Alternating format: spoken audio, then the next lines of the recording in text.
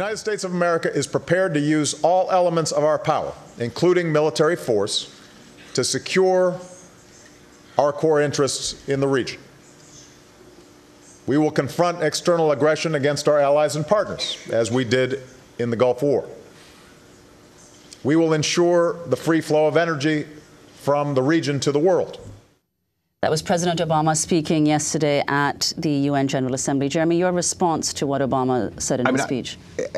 During this section of the speech, my jaw sort of hit the floor. I mean, he basically came out and said, the United States is an imperialist nation, and we're going to do whatever we need to conquer areas to take resources from people around the world. I mean, it was a really naked sort of declaration of imperialism. And I don't use that word lightly, but it really is. I mean, he pushed back against the Russians when he came out and said, I believe America is an exceptional nation.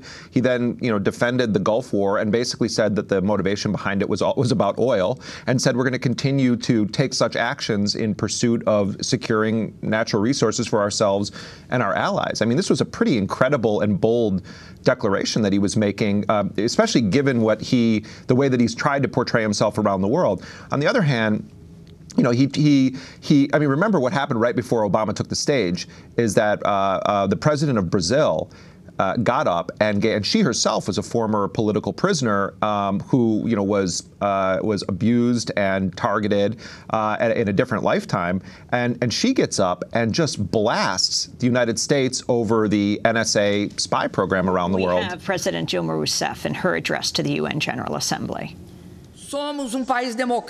We are a democratic country, surrounded by democratic, peaceful countries that respect international law. We have been living in peace with our neighbors for more than 140 years. Like so many other Latin Americans, I myself fought on a first-hand basis against arbitrary behavior and censorship, and I could therefore not possibly fail to uncompromisingly defend individuals' right to privacy and my country's sovereignty.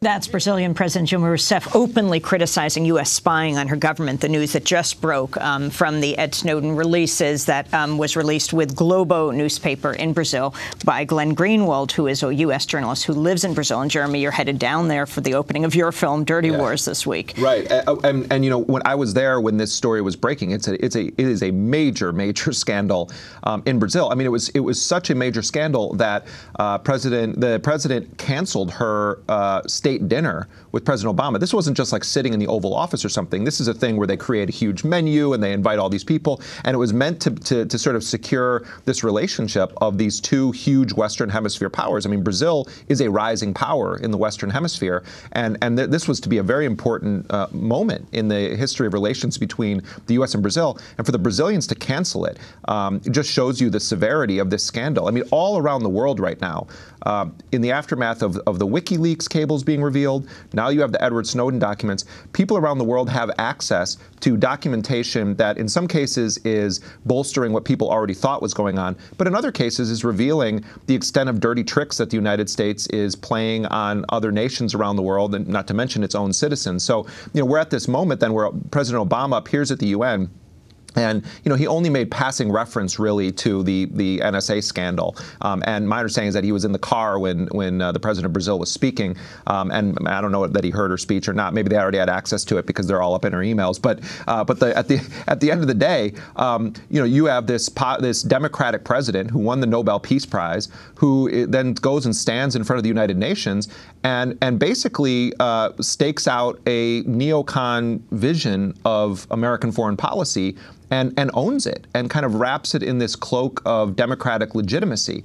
And I think that when we look back at Obama's legacy, this is going to have been a very significant period in U.S. history where the ideals of very sort of radical right-wing forces were solidified and continued under Mr. Constitutional Law Professor, Nobel Peace Prize winner. I mean, it's really kind of devastating what's going on right now. And I think that if you take the long view of it, or you step back and you look at it and just don't just see the trees, but look at the forest. President Obama has been a forceful, fierce defender of empire. And I think that's going to be the enduring legacy of his presidency, is that he was an empire president.